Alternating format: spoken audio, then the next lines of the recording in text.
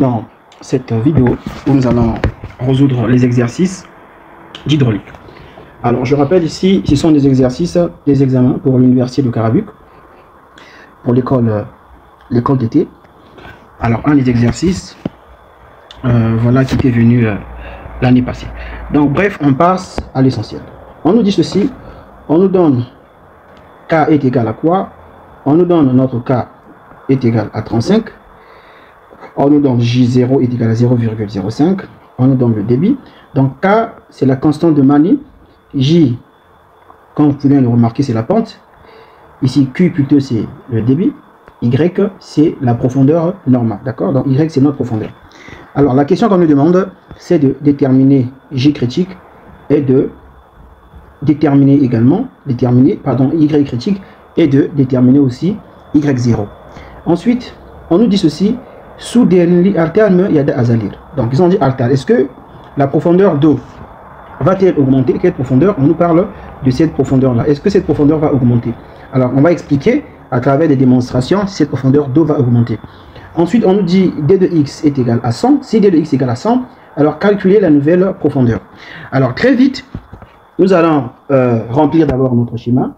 Donc, comme nous l'avions dit, cette distance ici, la distance de là, donc la distance de là jusque là, alors c'est T. On nomme ça par T. On note ça par T. Nous avions dit qu'ici, pour nous, que signifie T? T signifie la largeur de la surface d'eau.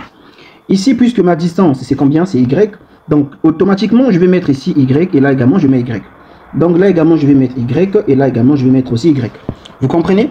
Alors, puisque c'est un schéma, c'est un trapèze, donc qu'est-ce que je dois faire? Alors, je vais tout simplement diviser ce schéma-là en un schéma facile à manipuler. Donc, du coup, je fais quoi?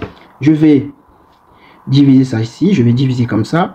Donc, j'aurai du coup un triangle là, et là également, j'aurai un triangle. D'accord? Parce que nous n'avons pas généralement des formules de trapèze que nous pouvions utiliser directement. Donc, je conseille toujours aux étudiants de diviser leur schéma. C'est pas trop bien fait. Donc, comme ça. Voilà. Le triangle que vous voyez qui est ici, c'est le même triangle qui est là. Ce sont des triangles semblables. Ça veut dire que là également, donc ici j'ai quelle distance? J'ai une distance ici de 3y. Là j'ai une distance de quoi ici? Une distance de 2y. C'est-à-dire ce côté-là, ça me fait 2y. Et ce côté-ci, ça me fait combien? Ça me fait 3y, tout simplement. Quand j'ai fait ça, j'ai rempli mon schéma, je n'ai plus de problème. Alors qu'est-ce que je dois faire? Je sais que j'aurai besoin de calculer les aires. Donc je vais calculer l'air pour chaque portion. Ici j'ai le système 1, donc je vais dire système 1. Ici j'ai le système 2. Et là, j'ai le système 3. Donc, je calcule l'air pour le système 1 et je calcule aussi l'air pour le système 2 ainsi que le système 3. Alors, qu'est-ce que je fais pour calculer l'air? Je vais simplement poser A est égal à quoi? Alors, on sait que l'air d'un triangle, je rappelle la formule ici, est égal à 1 demi de la base. Donc, je mets ici la base fois la hauteur. Un instant, est égal à 1 demi, alors de la base fois la hauteur. Ça, c'est la formule de l'air. Ça, c'est pour le triangle. Et pour un rectangle, on dit que l'air est égal à quoi? Est égal à simplement à la base fois la hauteur. Voici les formules classiques que nous connaissons. Quand j'ai mis ces formules, alors je commence automatiquement par calculer d'abord l'air de 1, 2 et 3. Alors, automatiquement, les formules de l'air, je les ai rappelées ici, d'accord? Donc, je vais commencer par le premier système. Donc, je vais dire ici que A1 sur égal à quoi? Et bien, A1 sur égal à 1 demi de la base. Quelle est la base de ce triangle-là? Ce triangle. Alors, certains, ils confondent, est-ce que je dois travailler avec le gros triangle ici, ou je dois travailler avec les deux triangles sont semblables. C'est à vous de faire le choix. Donc, j'aurai ici, donc 1 demi de la base. Ma base correspond à quoi? À 2y. Donc, je mets ici 2y, ok? J'ai 2y fois quoi? Fois la hauteur. La hauteur correspond à quoi? C'est 1y, n'est-ce pas? Donc, c'est y en fait. Donc, je mets ici simplement y. Alors, si je calcule ceci, si je calcule cette aire, donc je mets A1, alors les deux vont se simplifier, donc ça me fait, généralement, ça me fait y au carré, n'est-ce pas? Je vais calculer aussi l'air pour, je calcule également l'air pour le système, pour quel système? Pour le système 2, donc je vais appeler ça ici par A2. Donc A2, l'air pour le système 2, un instant, voilà. L'air pour le système 2, on sait que c'est un rectangle. Donc, j'ai dit que pour le rectangle, c'est simplement la base fois la hauteur. Donc, la base, c'est combien? C'est 4. Donc, on aura ici quoi? On aura ici 4 fois la hauteur. Ma hauteur, c'est combien? C'est y. Donc, je mets directement 4y. Ça, c'est l'air 2. D'accord? Et par la suite, qu'est-ce que je fais? Je calcule aussi l'air 3. Donc, je vais dire ici que A3 est égal à quoi? Alors, 3, c'est quoi? A3, c'est où? A3, il s'agit du deuxième triangle. Le triangle qui est ici, donc c'est 1 demi de la base fois la hauteur. Donc j'aurai ici simplement 1 demi. La base c'est combien? C'est 3y. ok, fois la hauteur qui est combien? La hauteur c'est y. Donc je mets ici y. Alors ça, quand je calcule, ça me fait combien? Ça me fait 1,5 de y au carré, n'est-ce pas? Alors j'ai déterminé l'air 1, j'ai déterminé l'air 2, j'ai aussi déterminé l'air 3. Alors qu'est-ce que je fais? Je vais simplement faire la somme de tous les airs. Donc je vais dire ceci, que l'air général, que je vais appeler, je mets ça, je reviens un peu ici, donc l'air général, que je vais appeler par A1, ok, plus A2 plus A3, et bien sur égal à quoi? Il sur égal à Y, donc on a Y au carré, plus 4Y, n'est-ce pas? Et nous avons plus 1,5Y au carré. Donc ce qui fait que notre R général est égal à quoi? On aura ici 2,5 de Y au carré et quoi? Plus 4Y. Alors ça c'est la valeur de l'air général. Donc on ne va pas saturer le schéma.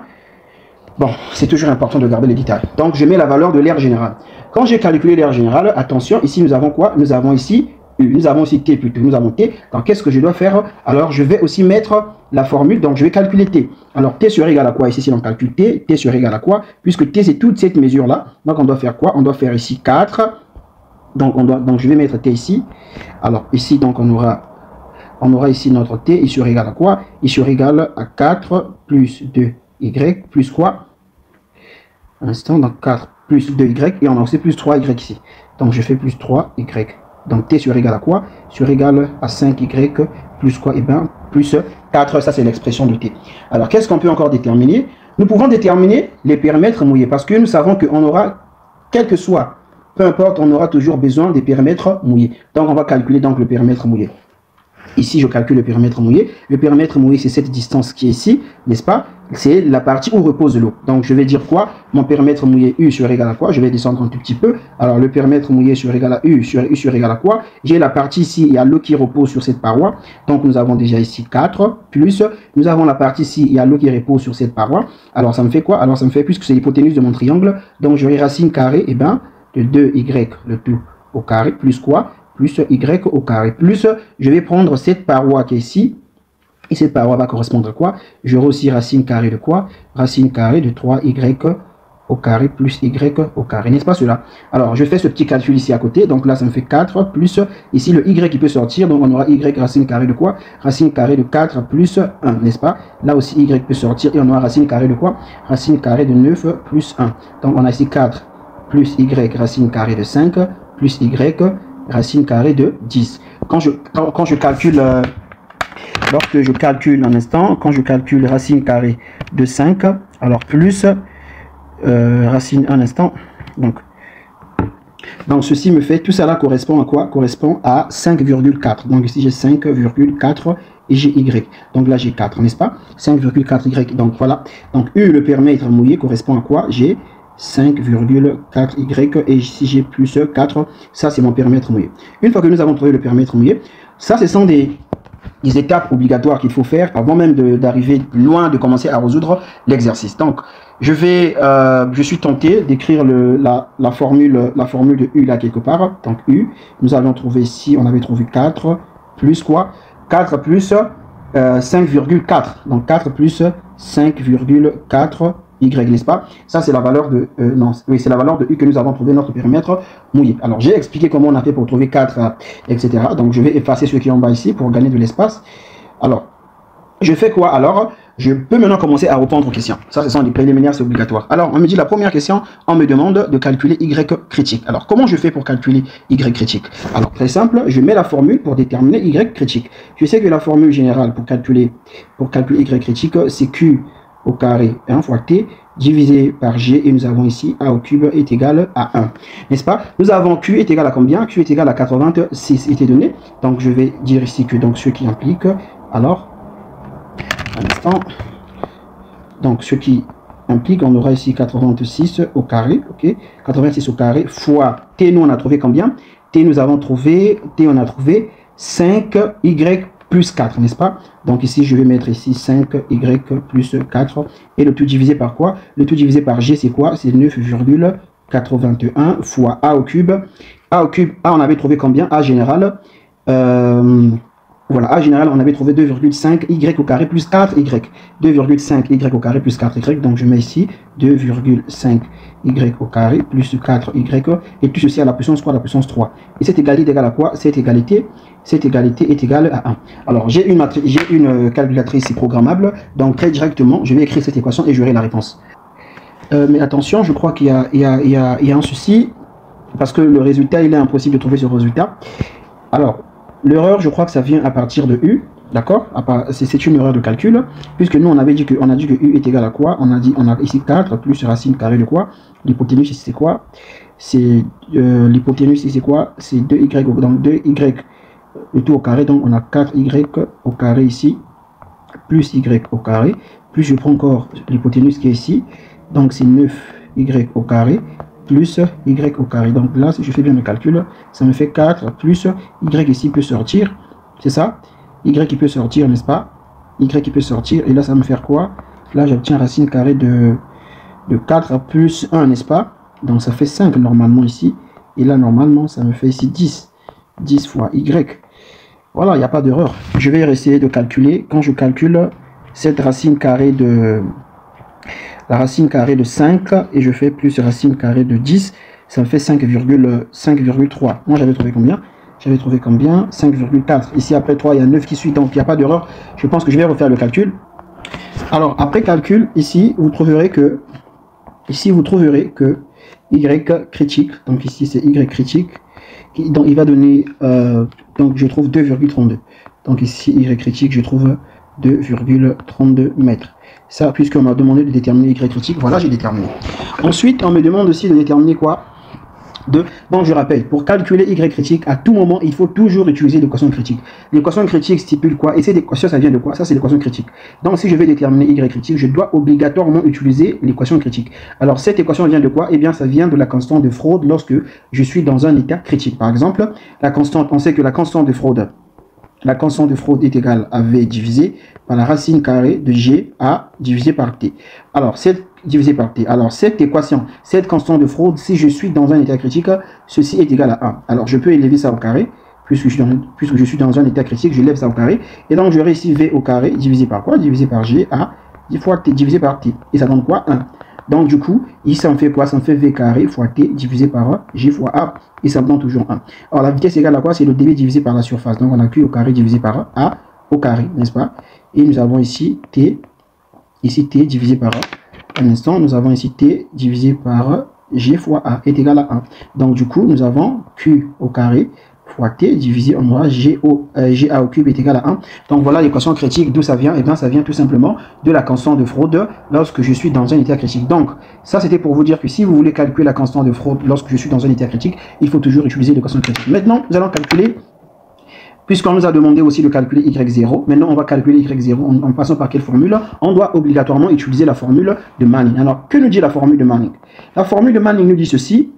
Alors Q est égal à quoi? Q est égal à K fois R exposant 2 sur 3 fois J exposant 1,5 et fois A. Alors, si on écrit ça de manière, moi j'aime toujours écrire ça de manière détaillée parce que c'est plus rapide. Donc, ceci me donne quoi? Alors, ceci me donne, je vais bien écrire le A. Hein. Donc, ici j'ai A. Alors, ceci me donne quoi? Ça me donne K. R est égal à quoi? R, c'est le périmètre mouillé. Donc, c'est égal à l'air sur... Plutôt, R, c'est le rayon hydraulique. Le rayon hydraulique est égal à l'air sur quoi? Et bien, sur le périmètre mouillé sur U. N'est-ce pas? Et donc, j'aurai exposant 2 sur 3. Ici, j'ai G exposant 1,5 et j'ai A. Alors, si vous faites cette manipulation, vous allez trouver que Q sera égal à K fois A exposant 5 sur 3 divisé par U exposant 2 sur 3 et fois J exposant 1,5. Alors ça, généralement, moi je n'écris pas cette formule, je passe directement par la formule. Q est égal à quoi? Q hors dans l'exercice, donc je vais dire d'abord Q est égal à K fois A exposant 5 sur 3 divisé par U exposant 2 sur 3 et J exposant 1,5. Or, la valeur de Q est connue. Q est égal à combien? Q est égal à 86 mètres cubes par seconde. Donc, je vais dire ici Q sera égal à 86, d'accord? Alors, la valeur de K aussi est connue. K est égal à combien? K est égal à 35. Donc, du coup, ceci revient à dire quoi? Revient à dire que 86 sera égal à K est égal à 35 fois A. A est égal à quoi? L'air de mon système, il avait trouvé quoi? 2,5 Y au carré plus 4Y. Donc, j'écris ici 2,5 Y au carré. Donc, j'ai 2,5 Y au carré plus 4Y, n'est-ce pas? et tout ça là à la puissance 5 sur 3. Le tout divisé par U qui est le périmètre mouillé. Alors le périmètre mouillé, on avait trouvé quoi? On avait trouvé 5,4y plus 4. 5, donc j'écris ici 5,4y et bien plus 4, tout ça là à la puissance 2 sur 3, n'est-ce pas? Et j'ai J. J est égal à combien? J est égal à, ça c'est J0, n'est-ce pas? J0 est égal à 0,005. Donc ici j'ai 0,005, la valeur de J0 qui est 1 sur exposant 1 sur 2. Alors remarquez, ici j'ai J0 dans la formule. Lorsque je mets J0, ça veut dire que les valeurs de Y seront des Y0, donc des Y0, Y0 pardon. Donc je me retrouve avec quelle équation pour bien l'écrire encore proprement? Nous avons l'équation 86 est égal à quoi? Est égal à 35 fois, j'ouvre la parenthèse, j'ai 2,5Y0, n'est-ce pas? J'ai plus 4Y0, le tout exposant 5 sur 3. Donc nous avons ici 5 sur 3 divisé par quoi? Divisé par 5,4y0 et nous avons plus 4 exposant quoi? 2 sur 3, le tout fois j. J qui est égal à quoi?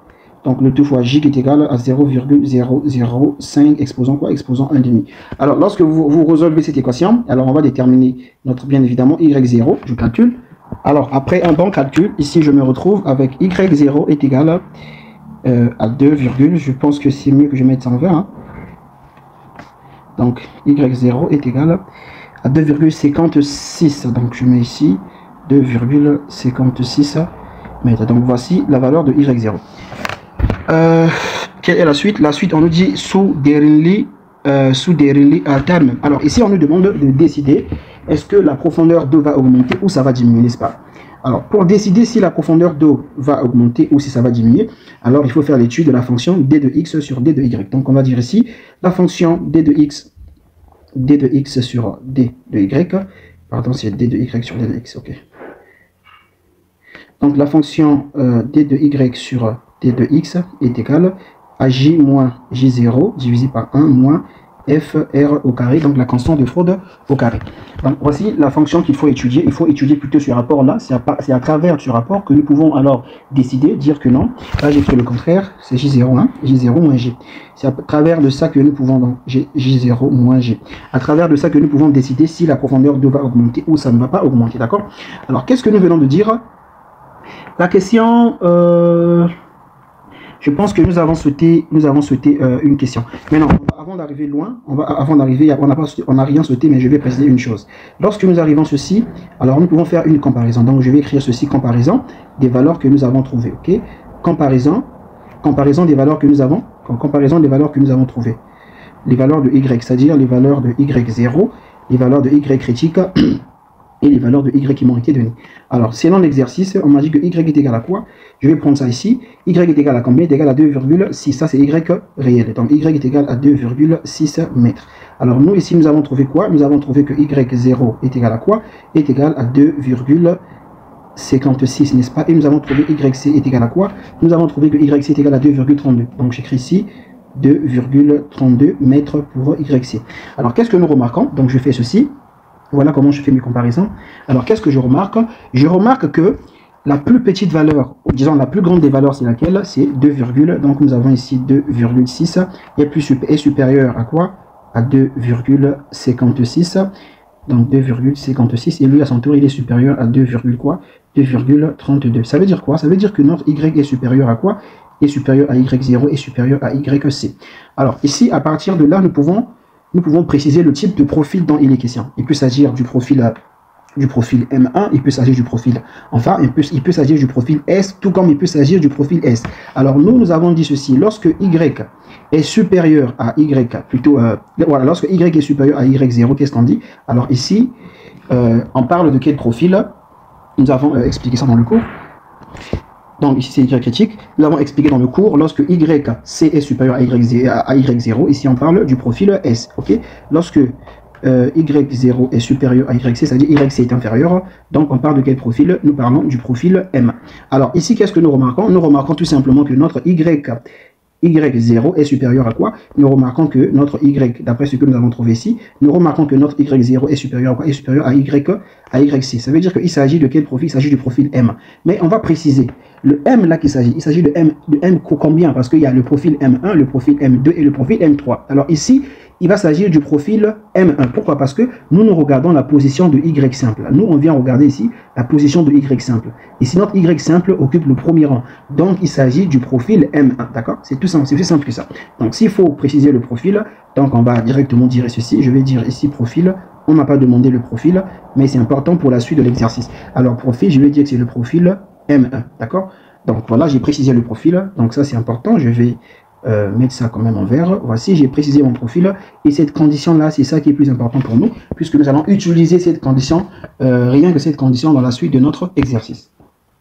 Alors, ici, nous allons maintenant décider, on va faire une analyse pour pouvoir décider est-ce que la profondeur d'eau va augmenter ou ça va diminuer. Donc, sous terme, il y a d'azalir. Ils n'ont pas dit azalir, mais si ça n'augmente pas, ça veut dire que ça descend. Donc, en fait, la question, c'est sous terme, il y a d'azalir. Donc, nous, on ne va pas dire tout simplement oui ou non, mais on doit décider à travers les analyses. Donc, nous allons étudier, on va étudier la fonction d de y sur d de x, cette fonction qui est égale à quoi? Qui est égale à j0 moins j sur 1 moins la constante de fraude au carré. La constante de fraude au carré. Alors, qu'est-ce qu'on va dire?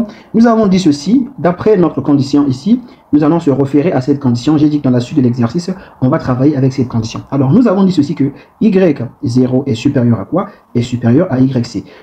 L'expression inverse veut dire quoi? L'expression inverse veut dire que j0 est inférieur à quoi? Est inférieur à JC. C'est ce que ça veut dire. Ça, c'est l'expression inverse. Donc, si J0 est inférieur à JC, eh bien, ça veut tout simplement dire quand je fais J0, lui, il vient ici moins...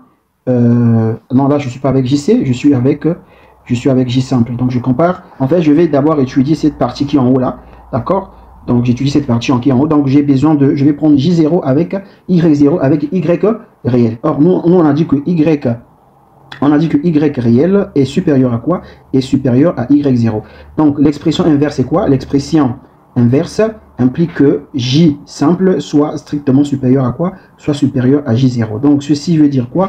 Eh bien, cela signifie quand je fais j0 moins j, cette quantité sera comment? Cette quantité sera inférieure à 0. Parce que nous avons dit que j0 est supérieur à j, et plutôt on a dit que j simple est supérieur à j0. C'est comme si on avait ici 3 est supérieur à 1, un exemple. Alors, si je fais par exemple, si je fais ici 1 moins 3, il sera comment? Il sera inférieur à 0 puisqu'on aura moins 2. Donc, c'est un peu ça la logique. Donc, on sait que là, c'est inférieur. Donc, ici, on a quoi? On a ici déjà plus. Et on a moins. Inférieur veut dire moins. Je vais maintenant étudier l'expression qui est en bas ici. Alors, qu'est-ce que ça veut dire? Je vais comparer la constante de fraude. Je sais que d'après ce que nous avons écrit ici, nous savons que y est supérieur à quoi? Est supérieur à y critique. N'est-ce pas? Lorsque y est supérieur à y critique, qu'est-ce que ça veut dire? Eh bien, ça veut dire que la constante de fraude, est inférieure à 1. En fait, ça veut dire que la constante de fraude est inférieure à 1. Si la constante de fraude est inférieure à 1, donc qu'est-ce que ça stipule? Alors, ça stipule que 1 moins la constante de fraude sera comment? Sera toujours, la constante de fraude est inférieure à 1, n'est-ce pas? Donc, 1 moins la constante de fraude sera toujours supérieure à 0, c'est ça? Donc voilà, ça sera supérieur à 1. Mais attention, c'est maintenant que je remarque ça ici. Là, j'ai écrit l'inverse. Ici, j'ai carrément écrit l'inverse. Regardez, je vais expliquer pourquoi je dis l'inverse. Ici, j'ai dit quoi? En fait, je vais expliquer la règle, lorsque y est supérieur à y0, ça veut dire quoi? Ça veut dire que j sera inférieur à j0. Ça veut dire que v sera inférieur à v aussi 0. C'est ce que ça veut dire. En fait, c'est le contraire. Donc là, j'ai carrément écrit le contraire aussi. Donc du coup, sauf que là, j ne peut plus être supérieur, il doit être inférieur, d'accord? Donc j doit être inférieur. C'est pourquoi ici, je dois rectifier. Donc je dois dire que j'aurai ici j qui sera alors inférieur à quoi? À j0. Donc ce qui implique on aura ici j0, lui s'il vient ici moins j, cette expression est comment? Cette expression est supérieure à 0. Supérieur veut dire quoi? Veut dire plus, ok? Alors ici il n'y a pas de problème puisque nous avons dit lorsque la constante de fraude, si y est supérieur à y critique, ça veut dire que la constante de fraude est inférieure à 1, c'est ce que ça veut dire. Donc nous sommes dans un, là sur ce cas nous sommes dans un régime sous-critique, ou encore n'est régime, d'accord? Donc voilà comment on appelle ça, un régime sous-critique. Donc qu'est-ce que je fais? Alors je viens écrire ici que d de y divisé par d de x sur égal, cette expression nous avons trouvé quoi? Nous avons trouvé ici plus, donc je vais dire ici plus, ok, divisé par cette expression ici, on a dit que c'est supérieur, donc en fait ça tend quoi? Ça tend vers plus. Donc ici nous avons ici plus, d'accord? Donc ça veut dire que d de y sur d de x est égal à plus. Alors plus veut dire quoi? Ça veut dire augmentation, ok? Plus veut dire augmentation. Augmentation de quoi? Eh bien, augmentation de la profondeur d'eau. Ok, ça veut dire augmentation de la profondeur d'eau. Donc, on va dire ici, on va reprendre ici alta, ok? Parce que c'était ça la question qu'on nous avait posée. On nous demandait est-ce que la profondeur d'eau va augmenter ou pas. Donc, voici. Voilà, on va passer à l'autre question. L'autre question, c'est la dernière question aussi. On nous dit quoi? On nous dit ici, d de x est égal à 100, alors calculer y2. C'est-à-dire, on nous demande, puisque ça veut dire quoi? Nous avons dit que la profondeur 2 va augmenter. Or, nous savons que la profondeur ici, on sait que la profondeur de cet exercice est de combien? On nous a dit que y est égal à 2,6 ou bizim geltiek yükselmişim bir şöyle dedik, su delili artar olacak dedik. O zaman yeni delili hesaplamamız lazım. Biz yeni delili hesaplamamız bize ne verildi? Bize dx eşit 10 verildi değil mi? O zaman biz yeni delili hesaplamak, yani hesaplayacak yazacağız. Donc nous on va calculer la nouvelle profondeur d'eau. Alors en faisant comment? Très simple. Je vais partir de cette relation. Donc je vais de cette relation, la relation que nous avions écrit ici. Ici, dans ce que nous avons fait ici nous avons donné, c'est comme une théorie. On a expliqué, on a dit que la profondeur d'eau, oui, ça va augmenter. Mais ça va augmenter. Dans la question qui suit, on nous donne maintenant la valeur de d de x. Alors, on nous dit de dire cette profondeur d'eau va augmenter de combien de mètres, n'est-ce pas? Donc, il faut trouver la nouvelle profondeur d'eau. Donc, qu'est-ce qu'on va faire? Alors, je dis déjà que ici, d de x, je dis déjà que d de y plutôt. Donc, j'ai d de y divisé par d de x est égal à quoi? Est égal à j0 moins j divisé par quoi? Divisé par 1 moins la constante de fraude au carré. Alors, qu'est-ce que j'ai? Donc, ce qui implique d de y sur égal à quoi? D de y sur égal à j0 moins j. Donc, j0 moins j divisé par 1 moins la constante de fraude au carré. Et tout ceci sera multiplié par d de x. C'est tel que, on a donné quoi? On a dit que d de x est égal à 100 mètres. Ça, c'est d'après l'exercice. Donc, du coup, nous aurons ici d de y sur égal à quoi? Sur égal à j0 moins j divisé par quoi? 1 moins f, la constante de fraude au carré. Et donc, le tout ça fois 100. Alors, qu'est-ce que nous ne connaissons pas? On va écrire les expressions que nous ne connaissons pas. Donc, du coup, je vais écrire les expressions qu'on ne connaît pas. Là, déjà, c'est d de y que nous voulons déterminer. OK, donc d de y, je vais écrire ça comme ça. Donc, d de y, on veut déterminer. Donc, d de y est égal. Les expressions que je ne connais pas, je vais les mettre en rouge. Et les expressions que je connais, je vais les mettre en vert. G0 est déjà connu, n'est-ce pas? G0, on m'avait donné G0 dans les données. OK. Et je fais ici moins. Est-ce que je connais J simple? Non, je ne connais pas J simple, donc je mets ici J. OK. Est-ce que je connais bien... Est-ce que je connais 1? Oui, 1 c'est une constante, donc je mets ici 1. Est-ce que je connais la constante de fraude? Non, je ne connais pas la constante de fraude. Donc je mets la constante de fraude, voilà, la constante de fraude en rouge. Donc j'ai ici FR au carré. Et voilà, nous avons ici fois quoi? Nous avons ici fois 100. Nous avons ici fois 100, n'est-ce pas? Alors j'ai combien d'inconnus ici lorsque vous regardez mon truc? J'ai combien d'inconnus? J'ai deux inconnus, j'ai J et la constante. Donc, pour que je sois capable de calculer d de y, je dois d'abord calculer j et ensuite je vais calculer fr. Alors, Emile, on va calculer, maintenant là, on va calculer quoi? On va calculer j. Alors, comment je calcule j? Alors, c'est très simple. Je vais utiliser l'équation de Manning, ok? Alors, nous avons ici que q est égal à quoi? Q est égal à k fois a exposant 5 sur 3 divisé par u exposant 2 sur 3. Et nous avons fois j exposant quoi? J exposant 1,5. Donc, je vais faire ceci. K est égal à combien? Quand on m'avait donné combien? On m'avait donné 86 pour Q plutôt, autant pour moi. Ah, excusez-moi. Hein. Donc, ici, c'est 86. OK, qui sur égal à K. K égale à combien? K égale à 35. Donc, je mets ici la valeur de 35 pour K. Donc, ici, j'ai 35 fois. Alors, je connais... donc, j'ai fois. Alors, je vais mettre ici A. A est égal à quoi? A est égal... Je vais voir l'expression de A. A est égal à 2,5 Y, n'est-ce pas? A est égal à 2,5 Y au carré plus 4y, n'est-ce pas? 2,5y au carré plus 4y. Donc, je vais faire ceci. Alors là, je vais faire ceci. 2,5y au carré. Or, moi, je suis en train de calculer quoi? Je cherche à trouver la valeur de j critique. Donc, pour avoir j critique, je vais remplacer partout gy par y plutôt. Je cherche à déterminer j réel. Donc, pour avoir j réel, je dois remplacer partout gy par y réel. Donc, y réel est égal à quoi? Y réel est égal à 2,6. Donc, si je ré au carré, là, je suis en train d'écrire A est plus 4y, donc je réussis, c'est ça, non? Donc je réussis plus 4 fois y égale à 2,6. Alors tout ceci à la puissance 5 sur 3. Divisé par quoi? Divisé par u. U, on avait trouvé combien? J'avais trouvé combien pour u? J'avais trouvé 5,4 plus 4. Donc 5,4 y plus 4, donc je réussis 5,4 y, c'est quoi? C'est 2,6 plus 4, le tout à la puissance 2 sur 3, ok? Et je réussis fois j. Je ne connais pas j, donc je mets j exposant 1,5, d'accord? Donc je mets j exposant 1,5, ça c'est la valeur de j. Alors, tout ceci est égal à quoi? Toujours pour que ça soit bien fait. Alors, tout ceci est égal à quoi? Est égal à 86. En fait, mon équation, c'est ça. Ça, c'est mon équation que je dois résoudre. À partir de cette équation, je vais déterminer la valeur de j parce que vous voyez, la seule inconnue, c'est j, ok? Alors, je calcule ceci. Alors, après ce calcul, vous trouvez que, je trouve que J, je trouve qu'ici J est égal à quoi? Bon, J, c'est une valeur intermédiaire qu'on m'a demandé, donc je vais mettre ça quand même. Je vais dire que J sur égal à quoi? J sur égal à 0,004. D'accord? Ça, c'est la valeur de J que je trouve, J réel. Alors, qu'est-ce qui me reste à trouver? Je dois trouver la constante de fraude, ok? Donc, je viens toujours ici à la ligne. Donc, je vais calculer la constante de fraude. On sait que la constante de fraude est égale à quoi? Est égale à V divisé par JA, le tout divisé par T, et tout ça là est sous la racine carrée, n'est-ce pas? Donc, je vais faire ceci, puisque je suis en train d'utiliser, moi j'utilise une machine programmable directement, je vais faire des calculs comme ça, mais je vais quand même développer la formule de V. Donc, ici, F, un instant. Donc, ici, la constante de fraude sur égale à quoi? On sait que la constante de fraude est égale, ou bien je peux partir tout doucement, je calcule d'abord V, ok, je vais d'abord tout doucement, je calcule V, ça sert pas de partir vite. Alors je sais que ici, donc je fais ceci, alors je sais que V est égal à quoi? Est égal à Q divisé par quoi? V est égal à Q divisé par A, ok, Q divisé par A, et Q est égal à quoi? Est égal à 86, c'est ça qu'on a donné, non? Q égale à 86 divisé par A, A c'est 2, je revérifie, A j'avais trouvé combien pour A? J'avais trouvé 2,5 Y au carré plus 4Y.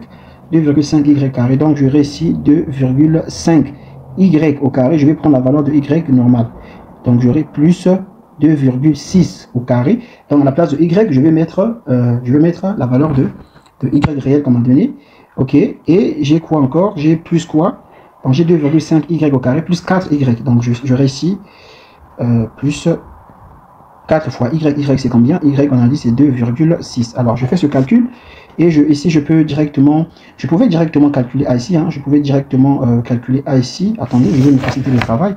A sur égal à quoi? On a dit c'est 2,5 y au carré. Donc à la place de y, je vais mettre 2,6 au carré. On a plus 4 y, donc j'aurai 4 fois 2,6, ok, 4 fois 2,6. Donc du coup ici A me fait 27, ça me fait 27. Ça me fait ici 27,3.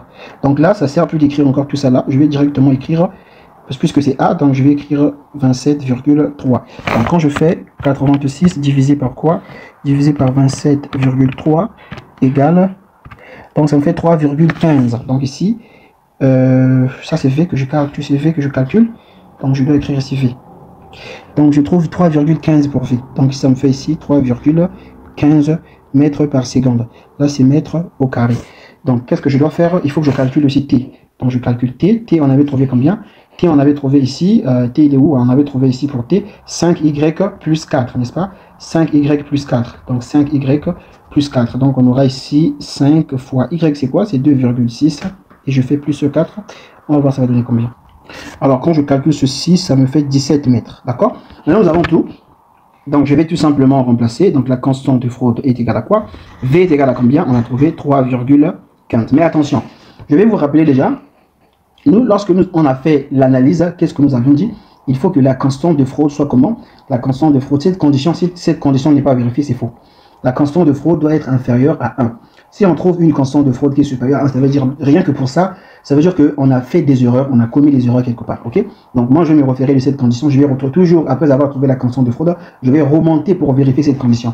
Donc, j'aurai 3,5, ok, divisé par, donc 3,5 divisé par, ici j'ai racine carrée de quoi? Racine carrée de G c'est quoi? C'est 9,81 et je fais fois, A égale à combien? On a trouvé combien pour A? On a trouvé 27,3. Donc je mets ici 27,3 et tout ceci divisé par quoi? Divisé par T. Donc T c'est combien j'ai trouvé? J'ai trouvé 17, n'est-ce pas? Donc quand je calcule ça un moment. Donc la constante de fraude, je trouve 0,79, ok? Donc je trouve ici, ça me fait ici 0,79. Et comment est ce chiffre par rapport à 1? 0,79, ce chiffre est bel et bien inférieur à 1. Ça veut dire que notre condition, vous voyez que notre condition que nous avions posée ici, cette condition est respectée. Donc, très rapidement, je vais retourner dans mon expression, puisque l'objectif était bien évidemment de calculer quoi? De calculer D de Y. C'était ça l'objectif, de calculer quoi? On voulait calculer D de Y. On est ici. Donc, maintenant que j'ai trouvé les inconnus qui me manquaient, donc je reviens tout simplement, je vais rappeler la formule. Donc, je rappelle simplement que D de Y, j'avais trouvé que D de Y ici, D de Y est égal, donc on avait trouvé ici 100 fois quoi? eh bien, fois J0 moins J divisé par 1 moins la constante de Freud au carré, n'est-ce pas? Alors je remplace ici, donc j'aurai ici, alors 100. Alors regardez un peu, ici c'est les conditions. Nous avons dit ceci, nous qu'est-ce qu'on a dit, la conclusion? Quelque part nous avions dit, voilà, là on a, voilà, nous avons dit que ici il y a augmentation, attention, nous avions dit qu'il y a augmentation, ça et là c'est bien écrit, on avait dit ici artère. Artère là, qu'est-ce que ça signifie? Ça veut dire que lorsque nous allons déterminer la valeur de Y, puisqu'il y a augmentation, donc ça veut dire que peu importe les circonstances, puisque nous avons dit que cette valeur-là va augmenter, on a dit ici artère, ça veut dire que la valeur qu'on doit déterminer de Y, ça doit être une variation positive. Positive autant pour nous. Donc si la variation Y est inférieure à 0, c'est qu'il y a problème. Donc on se contredit en fait. Donc il faut que ça soit positif. Donc voilà ce que je fais. Ici, donc j'aurai J0. J0 était donné dans l'exercice. Je remonte voir. J0 est égal à combien? Est égal à 0,005. C'est ça? 0,005. Donc je vais du centre. Donc on a dit 0, j'ai pour J0, hein, 0,005. Je fais moins J. J, j'avais trouvé combien? La valeur de J. On a trouvé ça quelque part ici. Alors, voilà, on a trouvé ici pour J, on a trouvé 0,004. Donc, nous avons ici 0,004, le tout divisé par quoi? Par 1, moins la constante de Freud au carré. La constante de Freud, on a trouvé combien? 0,79. Donc, on a 0,79 au carré. Donc, cette variation nous donne ici 0,27. Donc, nous avons 0,27 mètres pour cette variation. Donc, c'était ça la question. Nous avons trouvé, donc j'écris ça ici proprement. Donc, d de y est égal à quoi? Est égal à 0,27 mètres. Donc, la nouvelle, en fait, ici, c'est quoi l'interprétation? Ça veut dire que notre hauteur du système a varié de combien de mètres? Notre hauteur du système a varié de 0,27 mètres. D'accord? Nous pouvons faire, on peut déterminer, maintenant, on peut déterminer la nouvelle distance. Comment on va déterminer la nouvelle distance? Plus que l'ancienne distance. Donc, je fais ceci.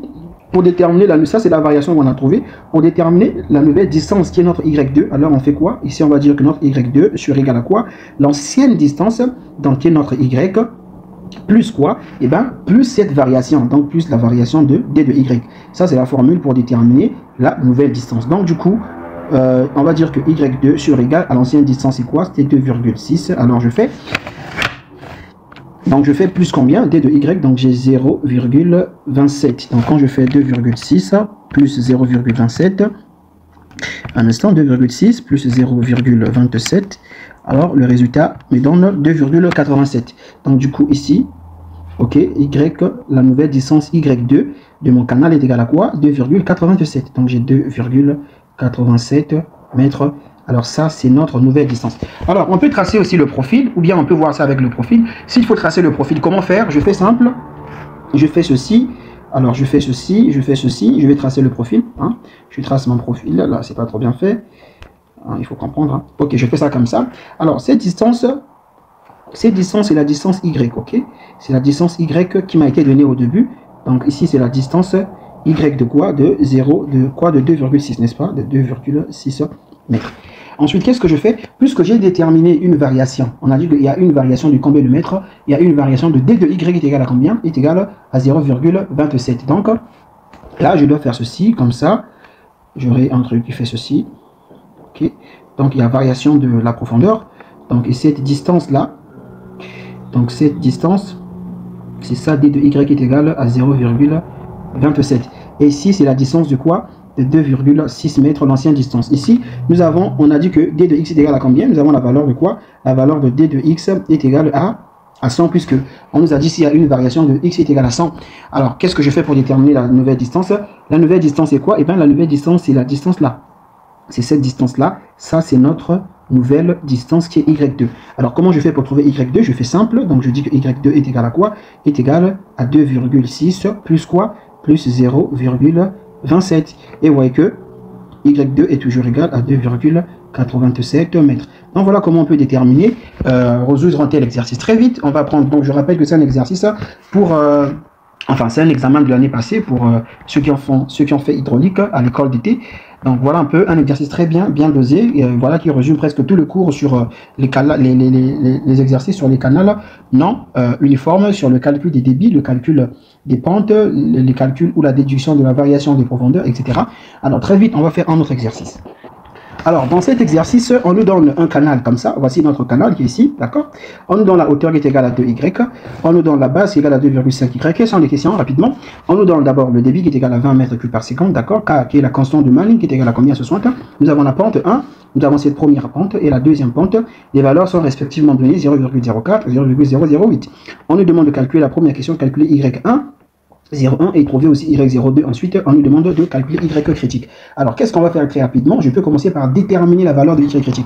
Alors, comment je fais pour trouver y critique? Alors, j'ai dit ça tout récemment, il faut calculer y critique avec l'équation critique, n'est-ce pas? Mais avant de partir très loin, qu'est-ce que je peux faire? Je vais remplir mon schéma. Ici, qu'est-ce que je peux remplir? Eh bien, ici, il n'y a que t à remplir. Donc, cette surface de ici, c'est t, ok? Alors, c'est t. Donc, qu'est-ce que je fais? Je vais écrire leurs différentes expressions. Je vais commencer par écrire l'expression de A. Alors, A est égal à quoi par rapport à mon schéma? Alors, on sait que A ici sur égal à quoi? À la base fois la hauteur. Donc, on aura quoi? On aura tout simplement 2,5. Donc, on aura 2,5y fois quoi? Divisé plutôt fois y est la hauteur, puisqu'on a dit que c'est la base fois la hauteur. Donc, on aura quoi? On aura 2,5 au carré. Plutôt, on aura 2,5y au carré. D'accord? Alors, s'il faut calculer t, t c'est quoi? Et t équivaut ici à b. Donc, t est égal à 2,5y aussi. OK? Alors, quelle sera la valeur de u? On va donner la valeur de u. Et bien, u sur égal à quoi? U, c'est le périmètre mouillé. Donc, on aura quoi? On aura 2,5y plus quoi? Donc, on a pris cette distance qui est mouillée ici. Alors, on va prendre ici y de part et d'autre. Donc, ça va nous faire ici plus 2y. Alors, quand on calcule ici, ça va nous faire 4,5y pour u. Et nous avons 2,5y pour t. Et nous avons 2,5y au carré. Je vérifie si on n'a pas fait d'erreur. Si j'ai pas fait d'erreur, alors j'ai fait l'air égal à la base fois la hauteur. Ok, ça fait 2,5y carré. T est égal à la base. Et u est égal à 2y plus 2,5y. Alors, donc il n'y a pas de problème. Alors, je fais comment? Je commence par déterminer d'abord y critique. Ok, je vais déterminer y critique. En faisant comment? Je vais écrire l'équation de l'équation critique. Alors, je sais que ici, q au carré divisé par t sur g a au cube est égal à 1. Donc, ce qui implique, je vais simplement remplacer par les expressions que j'ai en ma possession. Q est égal à 20. Donc, si j'aurai 20 au cube fois t, t est égal à combien? T est égal à 2,5. Donc, t égale à 2,5 quoi? 5y. Donc, le tout divisé par g. G est égal à 9,81 fois quoi? Fois a au cube. Donc, a au cube est égal à quoi? A est égal à 2,5, donc je mets ici 2,5y au carré et je mets a au cube, le tout est égal à quoi? 1. Alors, remarquez une chose, ici je dois mettre yc, parce que, là aussi yc, parce que j'ai travaillé, j'ai utilisé l'équation de y critique, donc y que je dois mettre là, ça devient yc, n'est-ce pas? Ou bien je vais un peu économiser de la place. Donc voilà. Maintenant, il y a aussi un moyen. Lorsque je suis, c'est pas un moyen, c'est juste un raccourci. Lorsque je sais que je suis dans un cas où j'ai un canal qui est en rectangle, je peux directement calculer y en disant que y est égal à q au carré divisé par g, gb au carré, ok, tout ceci exposant 1 sur 3, c'est aussi un moyen, on peut calculer q comme ça, mais ça ne fait pas de différence quoi. Ça c'est juste la formule. Pourquoi en fait on dit ça? Mais parce que quand j'ai un canal comme ceci, ici j'ai la base, et en même temps ça correspond à t, ici j'ai quoi? Ici j'ai y, alors on sait que q au carré fois t divisé par g, a au cube est égal à 1. Donc du coup je peux remplacer, j'aurai ici q au carré fois t. T c'est quoi? T c'est b, ici t et b sont égaux. Donc là en fait c'est b divisé par quoi? Bien divisé par g. A au cube c'est quoi? A c'est quoi? C'est la base fois la hauteur, n'est-ce pas? Donc on aura ici b fois y exposant 3 et ça fait 1. Donc ça veut dire que si on a q au carré fois b divisé par quoi? Divisé par g, b gb exposant 3 fois y exposant 3. Et ceci est égal à 1. Alors les b peuvent se simplifier, donc ça fait quoi? Ça fait q au carré divisé par gby carré, gb carré fois y au cube est égal à 1. Donc ce qui fait que y au cube devient égal à quoi? Devient égal à q au carré divisé par gb au carré. Ok. Donc du coup y devient égal à quoi? Il devient égal à q carré divisé par gb au carré, le tout exposant 1 sur 3. Donc ce n'est pas une formule, ce n'est qu'une simplification de la formule générale que nous connaissons déjà. Donc quand tu connais la formule générale, ces détails-là ne sont plus importants. Alors on revient à notre équation de base.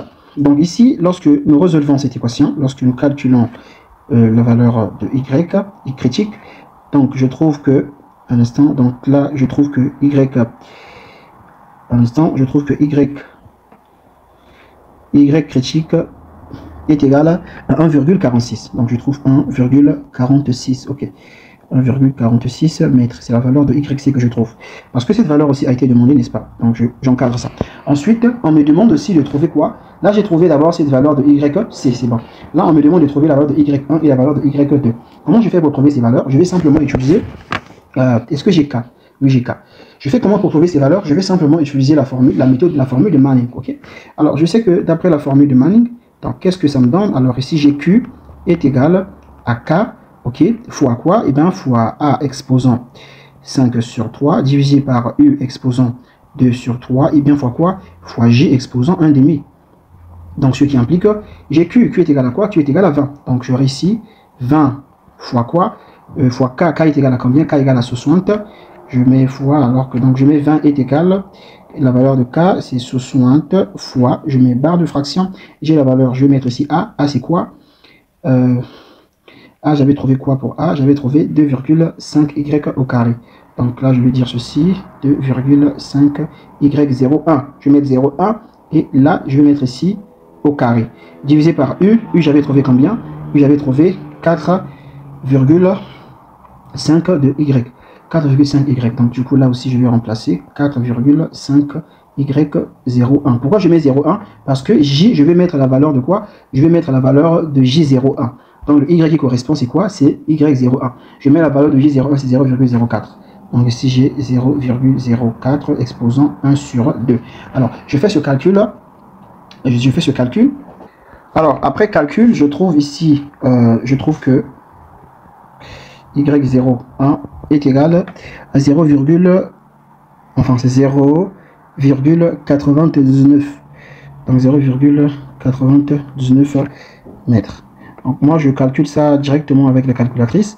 Je mets l'équation dans la machine et c'est la machine qui calcule. Donc toujours bien vouloir refaire les calculs chez vous. Alors je peux aussi de la même manière aussi calculer quoi? Je vais calculer maintenant Y02 en faisant quoi? En remplaçant là où j'ai ici, en remplaçant Y, en remplaçant plutôt J01 par quoi? Par J02, c'est-à-dire cette fois-ci je vais travailler, donc cette fois-ci je vais travailler avec cette valeur-là, de 0,0008, n'est-ce pas? Donc il y a 3 zéros.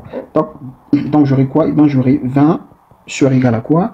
20 sur égal à 60 fois barre de fraction, j'ai A, donc A on avait dit c'est 2,5, donc là je vais mettre Y02, exposons quoi? Exposons 5 sur 3, divisé par U. U, on avait trouvé combien? On avait trouvé 4,5.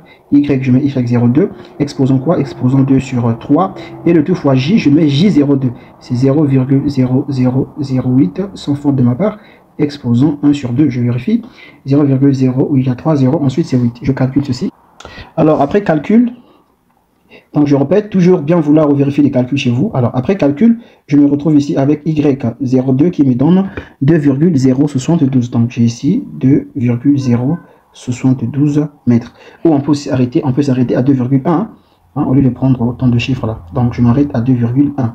Donc 2,1 mètres. Donc ça c'est mon Y2 que je trouve, Y02 bien sûr. Donc voici, voilà, j'ai répondu à toutes les questions. Ensuite, on me dit quoi? Un régime. Alors ici, on me demande de dire il s'agit de quel type de régime. Est-ce qu'il s'agit du régime sous-critique? Est-ce qu'il s'agit du régime hypercritique? Est-ce qu'il s'agit du régime, enfin le régime critique, plutôt le régime supercritique ou le régime sous-critique? Donc qu'est-ce que je fais?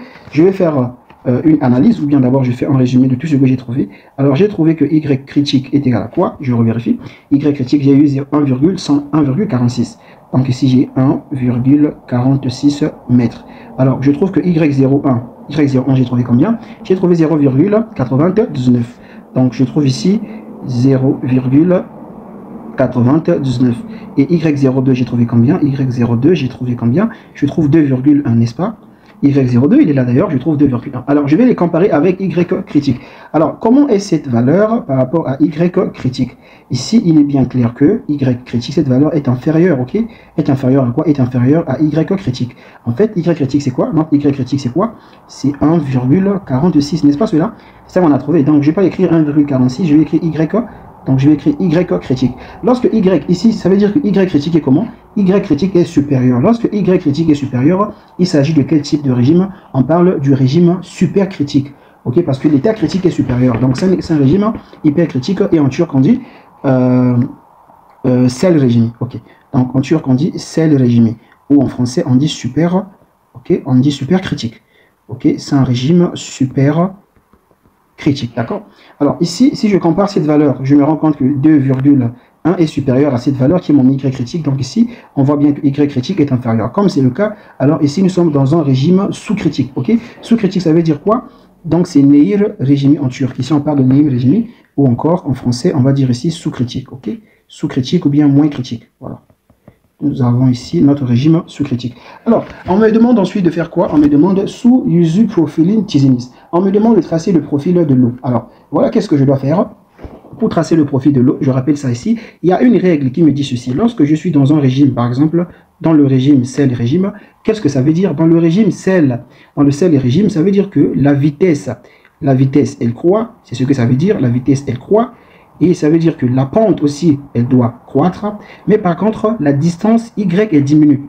Donc la distance ou la profondeur, elle va diminuer, n'est-ce pas? Ça, c'est facile à observer, surtout dans les pentes. Lorsqu'on est dans une voiture et qu'on descend une pente, vous pouvez voir que la distance ou bien la hauteur, si vous vous trouvez à une hauteur lambda, au fur et à mesure, vous descendez, la hauteur est en train de diminuer. Mais par contre, votre vitesse augmente. Okay? Et la pente aussi, elle augmente. Plus la route elle tend vers le bas, plus la pente aussi augmente. C'est ça qu'on appelle par, si vous voulez qu'on explique ça de manière plus simple, c'est ça que nous appelons par un régime critique.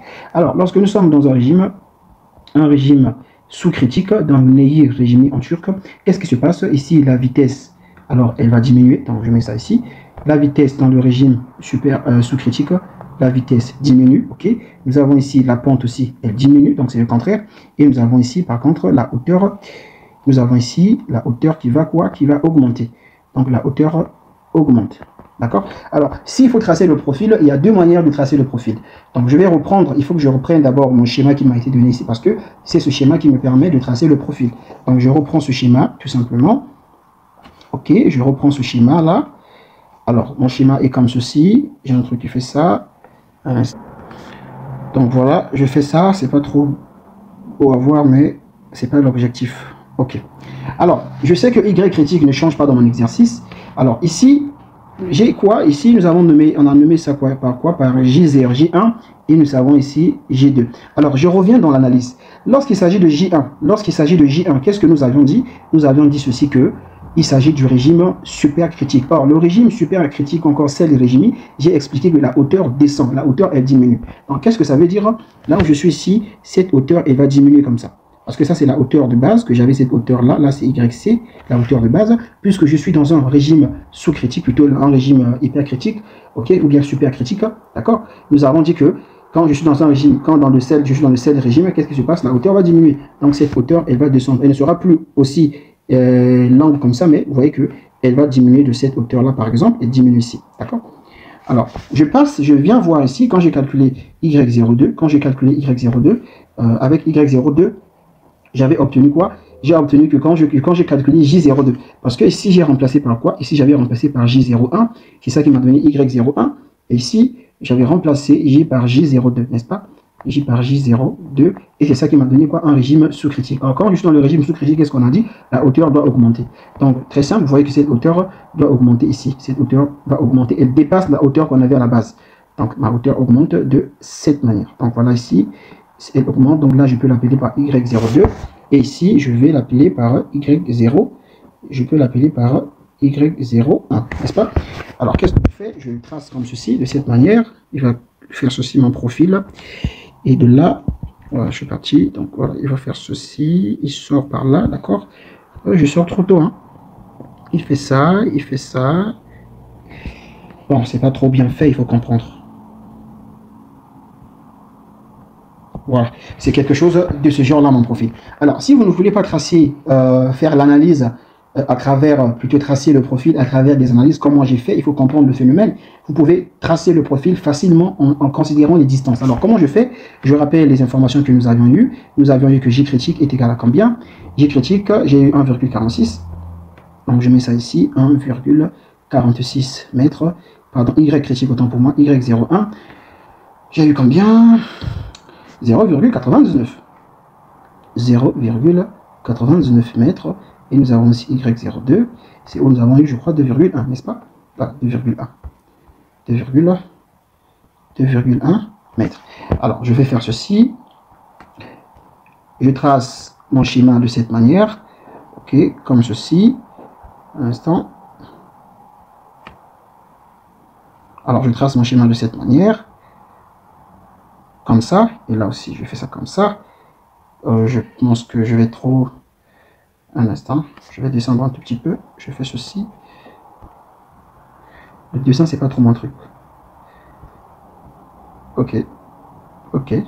C'est acceptable. Ok. D'accord, vous voyez. Alors ici, cette distance, je vais appeler, puisque Y est critique, Y, la profondeur critique ne change pas. Tant que le débit est le même et la base est la même, la profondeur critique est une constante. Donc ici, nous avons notre profondeur critique est égale à quoi? 1,46 mètres. C'est ça que nous avons trouvé, 1,46 mètres pour la profondeur critique. Là également, ça ne change pas aussi. Donc là également aussi, j'ai la profondeur critique. Vous connaissez déjà la mesure. La profondeur critique est égale à 1,46 mètres d'après nos calculs, d'après ce que nous avons trouvé. Alors, ici, nous avons la partie JZ1. Ici, nous avons J01 et J02. Y2, Y01 appartient à quelle partie? Y01 est dans cette partie-là. Pourquoi dans cette partie? Parce que nous avions calculé Y01 en remplaçant là où nous avons J par J01. N'est-ce pas cela? Là où nous avons J par J01. Ok, je vais bien écrire ici. Alors ici c'est J01. Alors qu'est-ce qui va se passer? Je viens prendre la valeur de Y01, je vais mettre ça ici. Alors qu'est-ce que je remarque? Ici j'ai une distance Y est égale à 1,46. Ok, et je veux placer la distance, je veux placer Y01 ici. Donc Y01 il doit être en bas. Pourquoi il ne doit pas dépasser Y critique? Eh bien parce que cette distance est égale à quoi? Parce que cette distance est égale seulement à 0,99 mètres. C'est tout simplement ça. Parce que 0,99 ne peut pas dépasser quand même 1,46 en termes de longueur ou de hauteur. Impossible. Ok. Et je viens tracer Y02. Y02 est dans cette partie-là. Y02, on a trouvé combien? On a trouvé 2,21. Donc vous voyez que 2,21 est supérieur à cette distance-là. Donc il dépasse cette distance. Donc du coup, il va faire comment? Eh bien, il va faire ça. Il fait ça. Et ici, je considère que là, c'est une distance de 2,1. Ok. Quand j'ai fait ça, je peux maintenant tracer mon profil. Alors, si vous voulez, je trace mon profil comme ça. Ok. Voilà. Voilà mon profil qui est tracé. Donc, vous remarquez que les deux profils, les deux logiques donnent la même chose. Très vite, on va faire un autre exercice. Alors, voici le prochain exercice. Ici, la question est la même. Bon, pas vraiment la même. On nous demande de calculer le débit. D'accord? Alors, on nous donne quoi? On nous donne les constantes de Manning. Alors, on me donne les valeurs comme les constantes de Manning, N1, N2, N3, et puis on me donne aussi J qui est égal donc la pente, et donc ici la pente est uniforme, on me donne J égale à 0,08, alors on me demande de calculer le débit.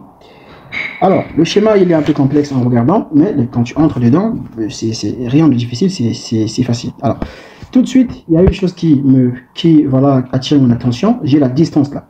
Alors, cette distance m'a été donnée en forme de fonction, d'accord? Et on me dit que cette distance est égale à quoi? Est égale à la limite de f de x lorsque x tend vers 0. Et c'est quoi f de x? Ici, on m'indique, on me donne voilà, on me donne une précision, une consigne. On me dit que f de x est égal à 1 moins cosinus carré de x. Alors très rapidement, on peut donc déduire cette distance-là, puisqu'on a dit que cette distance, c'est la limite, puisqu'on aura besoin de cette distance. Et si cette distance n'a pas été donnée, donc moi je nomme cette distance ici par la distance y, d'accord? Et qu'est-ce que je fais? Je vais déterminer d'abord cette distance comme je l'ai dit tantôt. Donc voilà ce que je vais dire. On va simplement calculer dans cette limite. Nous savons que la limite, donc on va dire ici, limite de quoi? Limite de quand x tend vers 0 de quoi? De 1, puisque c'est la limite de f de x quand x tend vers 0. Donc en fait c'est la limite de quoi? C'est la limite de 1 moins cosinus de x sur x au carré. Et cette limite sur x au carré, un instant, sur x au carré, et cette limite, c'est une limite classique qui donne quoi? Qui donne 1,5. Alors 1,5 égale à quoi? Égale à 0,5. En fait, il voulait simplement dire que cette distance qui est ici est égale à 0,5. En fait, la hauteur là, de là jusque là, est égale à 0,5 mètres. C'est ce que ça veut dire. Donc il fallait simplement calculer cette limite pour avoir cette distance là, donc rien de compliqué. Alors après avoir fait ça, il faut déduire aussi la distance de y. Alors ici, si on peut déduire la distance y, qu'est-ce qu'on va dire? Ici y sur égal à quoi? Puisqu'il faut commencer par trouver la distance. Donc ici y sur égal à quoi? Y sur égal à la distance qui est ici 1,1, n'est-ce pas? Donc nous avons 1,1 plus quoi? plus la distance qui est en bas ici, ça va nous faire plus 0,5, plus 0,5, n'est-ce pas? Donc quand je fais ça, je calcule. Du coup ici, je trouve ici 1,6 mètres pour Y. Donc cette distance qui est ici est égale à quoi? Cette distance est égale à 1,6 mètres, n'est-ce pas? Alors, maintenant nous allons entrer dans le vif du sujet. Mais on va entrer dans le vif du sujet. Ici, nous avons combien de distributions de vitesse? Alors, dans cet exercice, nous avons 3 distributions de vitesse. Donc cet exercice peut être décomposé en 3, n'est-ce pas? Alors, comment on va faire la décomposition? Eh bien, là, on peut faire une décomposition comme ça. Et là aussi, on va faire aussi une décomposition du système, de notre système de cette manière-là. D'accord? Alors ici, nous avons une distribution de vitesse. Et là également, nous avons aussi une distribution de vitesse. Donc là également, nous avons une distribution de vitesse. Donc ce qui fait que nous avons 3 systèmes. Nous avons le système 1, le système 2 et le système 3. Pour chaque système, ici, je vais nommer ce système-là par quoi? Je vais nommer ce système ici par 1. Ok, et ce système ici par 2, et ce système ici par 3. Donc pour chaque système, je vais calculer. Pour chaque système, je vais calculer A1 et je vais calculer. Donc je vais calculer l'air ainsi que le périmètre mouillé. Donc voilà. Donc rapidement, je commence avec le système 1. Donc le système 1 qui est ici, je vais calculer A1. Donc je sais que A1 sera égal à quoi? À la base fois la hauteur. Donc je calcule la base fois la hauteur. Ici, la base, c'est combien? Cette base, c'est combien? Cette base, c'est 3. Donc, si je réussis, eh bien, 3 fois la hauteur. La hauteur, c'est cette distance qui est ici, ok? Et cette distance est égale à combien? C'est 0,8. Donc, je fais 3 fois 0,8. Et ça me donne combien? 2,4. Donc, je trouve 2,4 mètres au carré. Après avoir calculé ça, je peux aussi calculer, je vais calculer aussi quoi? Je peux aussi calculer le périmètre mouillé de ce système-là, ok? Alors, si je calcule le périmètre mouillé, donc j'aurai quoi? J'aurai ici U1, donc j'aurai ici U1 est égal. Ici, quelle est la partie qui est mouillée? C'est cette partie-là qui est mouillée, ok? Donc, ça va me faire quoi? Donc, je vais mettre directement U1, U. Donc, je vais mettre U ici sur égal à quoi? Cette distance qui est mouillée, donc c'est 0,8. Donc, j'ai 0,8 et je fais plus cette distance-là qui est mouillée, ça fait 3. Donc, ça me fait ici 3, ok? Donc, là, j'ai 3. Alors, quand je calcule le total, ça me fait ici 3,8 mètres. Ça me fait 3,8 mètres. Alors, qu'est-ce que je peux encore calculer? Est-ce que je dois calculer T? Non, j'ai pas besoin de calculer T ici. D'accord. Puisqu'on calcule T quand tu as besoin de déterminer, la profondeur critique. Nous, ici, notre problème, ce n'est pas la profondeur critique, mais notre souci, c'est simplement déterminer le débit. Alors, je vais faire aussi le même travail pour le deuxième système. Je vais calculer A. Donc, ici, je vais dire ici A2. OK. A2 sur égal à quoi? A2 sur égal, alors la base, n'est-ce pas? Cette base est égale à combien? Est égale à 2,4. Donc j'ai 2,4 fois la hauteur. Cette hauteur qui est ici, cette hauteur c'est combien? C'est Y. Et Y, on a trouvé combien? 1,6. Donc je fais ici 1,6. Donc quand je fais 2,4 fois, on instant 2,4, oh Seigneur, 2,4 fois 1,6. Alors ça me fait quoi? Ça me fait 3,84. Donc du coup ici, je trouve ici 3,84. Alors je peux calculer aussi le périmètre mouillé. Ici le périmètre mouillé, je vais l'appeler par U2. Alors le périmètre mouillé c'est quoi? J'ai quelle partie qui est mouillée? Dans le système, j'ai cette partie ici qui est mouillée. Et cette partie a pour quelle distance? Cette partie a pour distance combien? A pour distance 2,4. Ok, donc je mets ici 2,4. Et j'ai aussi cette partie là qui est mouillée, puis cette partie là aussi il y a de l'eau. Alors comment je fais pour déterminer ces distances? Donc je fais ceci plus. Alors pour déterminer la distance qui est là, je dois faire quoi? Je dois faire la grande distance y, ok, moins combien? Moins 0,8. Ok, alors y est égal à combien? Y est égal à 1,6, donc je fais 1,6 moins combien? 0,8, n'est-ce pas? Et j'aurai aussi besoin de quoi? J'aurai aussi besoin de quelle distance? J'aurai également besoin de la distance là. Cette partie-là aussi est mouillée. Cette partie-là, c'est quoi? C'est Y1 moins la distance qui est ici, n'est-ce pas? Donc, je vais faire plus encore. Alors, plus, je fais Y. Donc, Y, c'est 1,6. Alors, je fais moins. Je veux déterminer cette distance. Donc, je vais enlever quoi? Mais ça ne sert pas déjà de faire encore Y1. Pourquoi? Parce que tout est déjà assez clair. Tout est déjà assez clair. Cette distance-là, j'en ai déjà. C'est ce qu'on avait demandé. En fait, c'est la limite de f de x que j'avais calculé tantôt. Donc, c'est égal à 0,5 directement. Donc là, je vais mettre 0,5. Et je calcule cela. Alors, cette mesure me donne 3,7. Donc, j'ai 3,7 mètres. Là, j'ai pas écrit. Là, c'est mètres carrés. D'accord? Je peux aussi faire la même chose pour l'autre système, n'est-ce pas? Je vais faire la même chose pour l'autre système. D'accord, voyons voir. Le système, c'est le système 3. Donc, je calcule aussi A3 ici. Si je calcule A3, alors ça me fait quoi? J'aurai toujours la base fois la hauteur. Et cette base est égale à combien? Cette base est égale à 2,2. OK. Donc, j'ai ici 2,2 fois, un instant, 2,2. Alors, fois la hauteur. La hauteur est égale à combien? La hauteur est égale à 1,1. Donc, je fais ici 2,2 fois 1,1 égale... Voilà, et je trouve 2,42. Donc j'ai 1,1 et je trouve ici 2,42 mètres au carré pour l'air du système 3.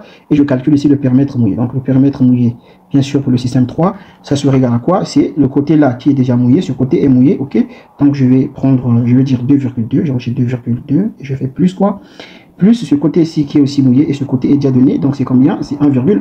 Donc je mets ici 1,1. Alors normalement ça va faire 3,3, je calcule 2,2 plus quoi? 1,1.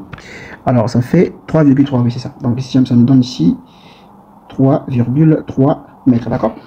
Qu'est-ce que je remarque par la suite? Je remarque que ici pour ce système, le système 1, il n'y a pas de problème. Ici j'ai N1 comme la constante de Manning. Donc là, j'ai N1. Là également, j'ai N1. Donc, c'est la même constante. Il n'y a pas de problème. Ici, j'ai N2. Là aussi, j'ai N2 sur la paroi. Et là également, j'ai N2. Il n'y a pas de problème. Mais quand je viens dans le système 3, je remarque quoi? Je remarque que ici, j'ai N2. Par contre, ici, j'ai N3. Donc, il y a controverse. C'est-à-dire, la valeur de la constante de Manning est différente. Puisque la valeur de la constante de Manning est différente, qu'est-ce que je dois faire? Je ne sais pas quelle valeur je dois prendre normalement. Ça veut dire que je suis obligé de calculer une valeur moyenne. Donc, je dois calculer la valeur moyenne de n. C'est cette valeur, c'est avec cette valeur que je dois travailler. Parce que si chacun doit choisir sa valeur, il y a quelqu'un qui va choisir, par exemple, choisir N2, quelqu'un d'autre va dire que je vais travailler avec N3. Et donc, tous les résultats seront différents. Alors qu'on doit tendre vers le même résultat. Donc, ce qui fait qu'il faut calculer une valeur moyenne. Comme ça, tout le monde va se retrouver avec la même moyenne. Donc, qu'est-ce qu'on va faire ici? Je dois calculer ici N moyenne. Alors, N moyenne, c'est N hors de la main. Je suis avec le système 3, comprenez? Donc, je vais continuer à écrire avec la couleur du système 3. Alors, comment déterminer la valeur du N moyen? Je rappelle les formules. Si nous avons ceci, alors je fais ceci me donne. Donc, un instant, j'ai ceci. Alors, j'ai la somme de quoi? La somme de NI exposant 1,5 fois UI. OK. Je fais un instant. Fois UI. Et ici, j'ai divisé par la somme de UI. D'accord? Donc, du coup, tout ceci est la puissance quoi? Est la puissance 2 sur 3. D'accord? Voilà comment on calcule la somme. Si on avait par exemple les n, si on avait les n, ici on avait plutôt les k, si c'est k, je rappelle la formule. Alors k hors de la main, comment on calcule la moyenne de k? Alors je dis ceci, c'est la somme, donc la somme de UI, alors divisé par la somme de quoi? Divisé par la somme, donc ici j'aurai UI, divisé par KI exposant 1,5, n'est-ce pas? Et tout ceci, je mets ça à la puissance 2 sur 3. Voilà comment on calcule la moyenne de la constante de Manning quand il s'agit de n ou quand il s'agit de k. Alors qu'est-ce que je fais? Je vais simplement, j'espère que ici j'avais calculé U1.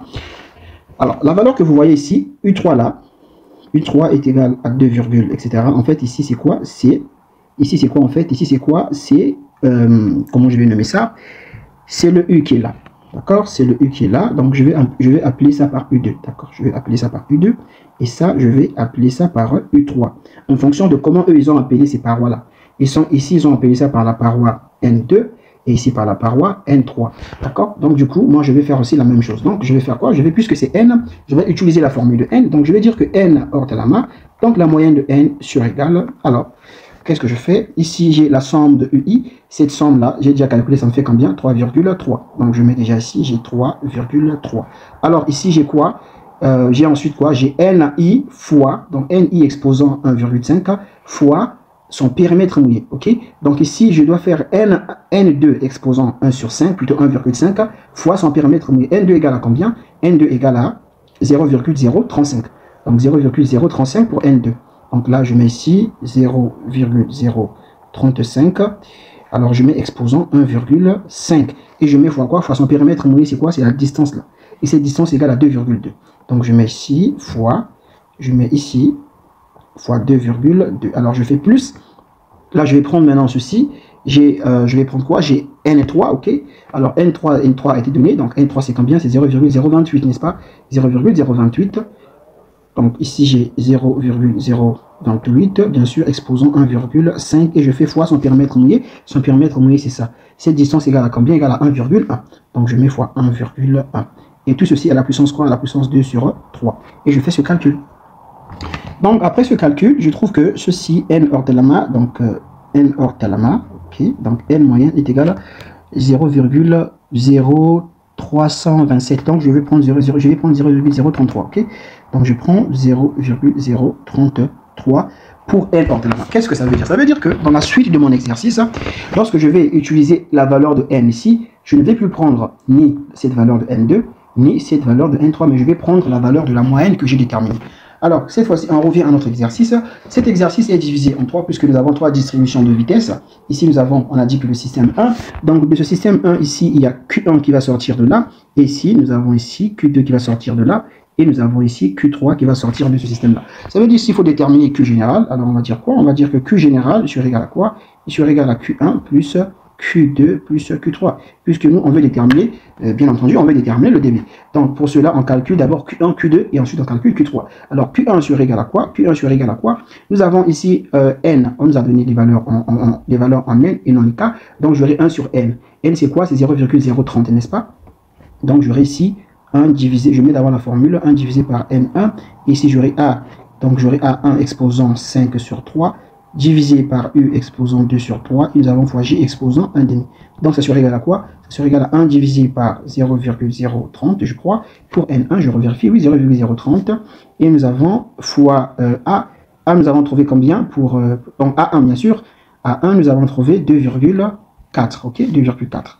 Donc nous avons ici 2,4 exposant 5 sur 3, le tout divisé par quoi? Divisé par U. U1, nous avons trouvé combien? Nous avons trouvé 3,8 pour U1.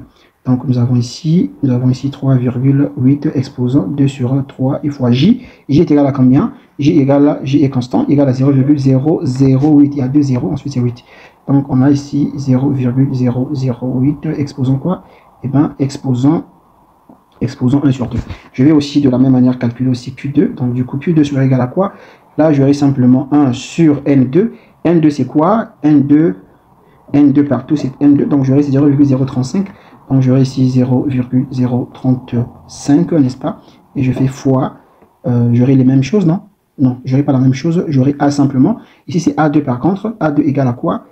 A2 égale à 3, c'est ça? 3,84. Je vais revérifier. Donc j'ai fait comment? J'ai fait 2,4 A2, hein? 2,4 fois. Non, A2 c'est 2, attends, comment j'ai calculé A2? Oui, c'est 2,4 fois 1,6. 2,4 fois 1,6. C'est ça qui faisait quoi? 3,84. Oui, c'est ça. Donc 3, ici. Donc si j'ai 3,84 qui est à la puissance 5 sur 3, je vais bien écrire mon 5. Donc à la puissance 5 sur 3, divisé par U2. U2, j'avais trouvé combien pour U2? J'avais trouvé ici. Alors j'avais trouvé 3,7, n'est-ce pas? Donc 3,7 pour U2. Donc ici, nous avons ici 3,7, exposant quoi? Exposant 2 sur 3, et je fais fois J. J ne change pas, j'ai 0,00 combien? 0,08, exposant 1 sur 2. On calcule ici Q3. Alors si on calcule Q3, j'aurai 1 sur... Ici, je vais prendre quelle valeur de N ici? On est où? Donc là, je vais prendre quelle valeur de N ici? Je vais ni prendre cette valeur, mais je vais prendre la valeur de N, la moyenne que j'avais trouvée, c'est 0,033, n'est-ce pas? Donc j'aurai ici 0,033 fois A. Ok, A c'est combien? A3. A3 est égal à 2,42. Ok, 2,42, je revérifie 2,2 fois 1,1, c'est ça? Alors ça fait, oui, 2,42. Donc si c'est quoi? C'est 2,42. Donc nous avons 2,42 exposant 5 sur 3 divisé par le périmètre mouillé. Le périmètre mouillé de ce truc, c'est quoi? J'ai trouvé combien? J'avais trouvé 3,3. Ok, 3,3. Ok.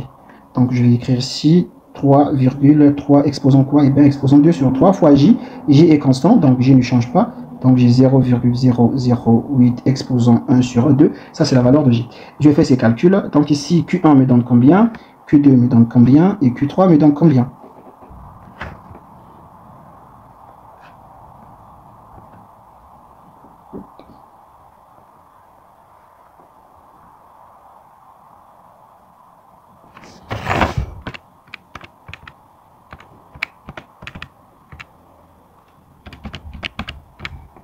5,33 plus 10,1 plus 5 virgule 27 égale